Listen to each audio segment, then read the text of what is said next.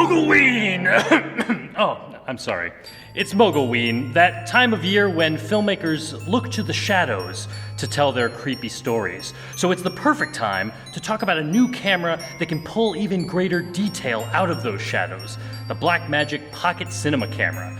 And today I've enlisted the help of my musical friends Roy and Shannon to help me explain. One of 3 cameras produced by Blackmagic, the Pocket camera is only pocket-sized before attaching any number of micro Four Thirds lenses. At only $1,000, its claim to fame is an impressive 13 stops of dynamic range. That means in high-contrast environments, it captures more detail in the highlights and shadows compared to a DSLR like my Panasonic GH3. This greater dynamic range means I can expose higher before blowing out the highlights, and expose lower before crushing the shadows. Roy, how would you explain it? Well, Griffin, it's like having a grand piano where you can play extremely quietly, or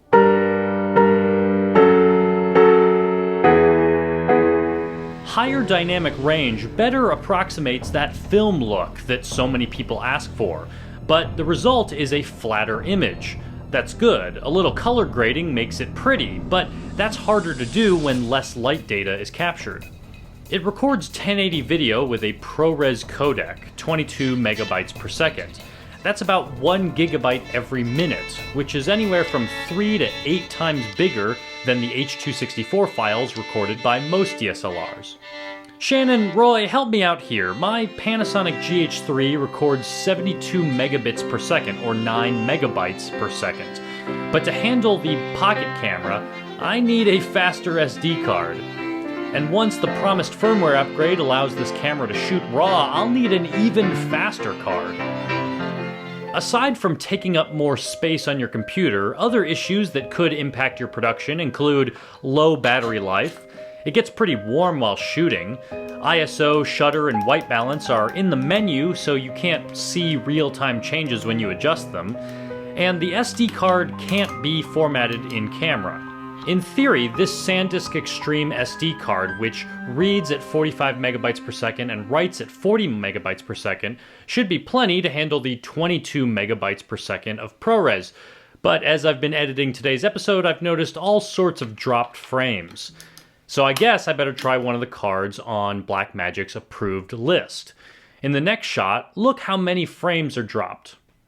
In many ways, it still feels like a prototype camera, not ready for every shooting situation. But it will be a fun tool for me to learn better color grading. And once they unlock the RAW capability, that'll be like capturing this versus this.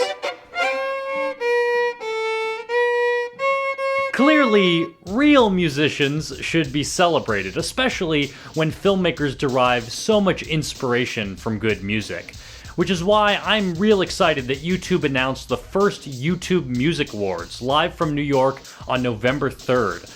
Filmmaker Spike Jonze, who directed one of my favorite films, Adaptation, will be the creative director, and Jason Schwartzman will host the show. Thanks for watching, and if you want more information on the Blackmagic Pocket Cinema Camera, check out our Q&A with Dave Dugdale, the awesome YouTuber who's been testing out the Blackmagic camera for the last month. Also, if you missed it, you gotta see our creepy tour of the Warner Brothers prop department basement.